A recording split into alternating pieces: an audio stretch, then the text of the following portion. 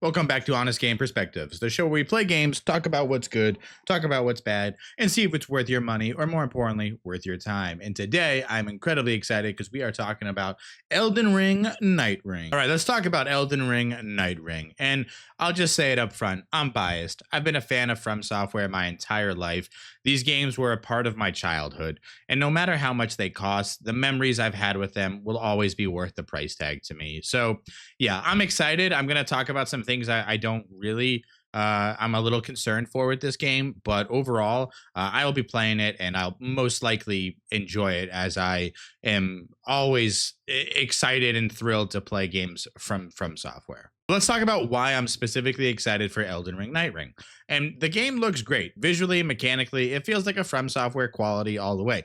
The idea of a standalone experience in the same world as Elden Ring is really kind of exciting to me. And then you incorporate co-op. There are a couple of modders in the world who made seamless co-op mods where you can play the entire game with a friend. And I think that's really cool. And I think that's something that, because of the success of the mod, From Software has said that they're going to look for that in their next coming games. So I wonder if this is maybe part of that realization. Maybe they were hesitant and then saw the success. But regardless, this is another game that you're going to get to experience alongside not one, but two friends. That being said, I do have a couple of concerns, mainly. I wonder if the gameplay loop is going to be deep enough for people to just continue playing. If the game loop is run around, loot stuff, and fight a boss and repeat, what makes that different from the modded version I just mentioned of Elden Ring?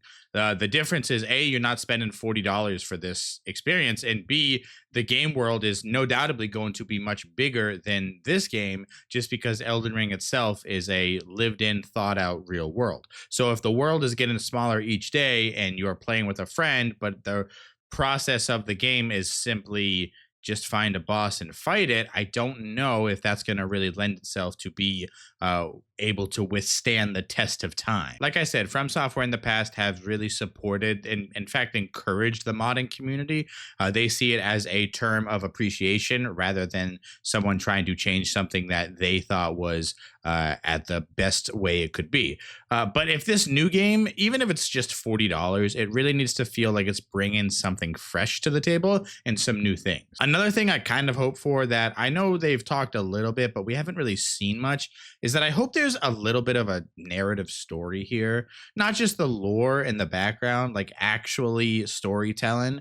Give me a reason to be in the game. Give me a reason to care about the character I'm playing. Why is it the 3-day cycle? Like, From Software doesn't have to explain everything.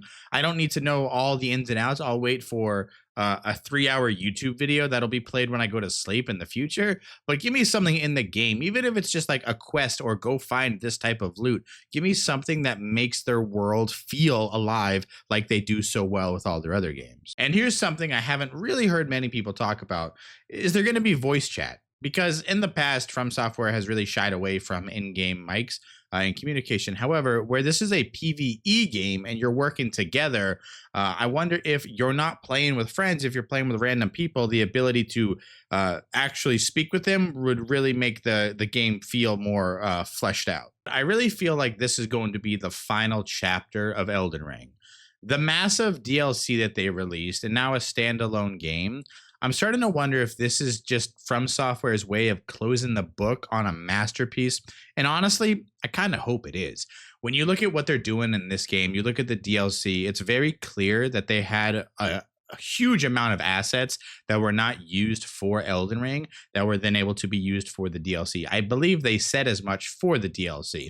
And so this game to me looks like they're using up the very last of the assets they have. Of course, there'll be some new ones, but you're primarily going to play this game and you're going to think it's Elden Ring, not a standalone game. So I think this would be a perfect opportunity for them to kind of close the page on the last bit of Elden Ring, and we look forward to a new IP or a continuation of a existing IP from software. But that's really just my thoughts about the game. I'd really like to know what your guys' thoughts are. Are you guys hyped for this game? Are you curious? Are you optimistic? What are you really thinking about this game?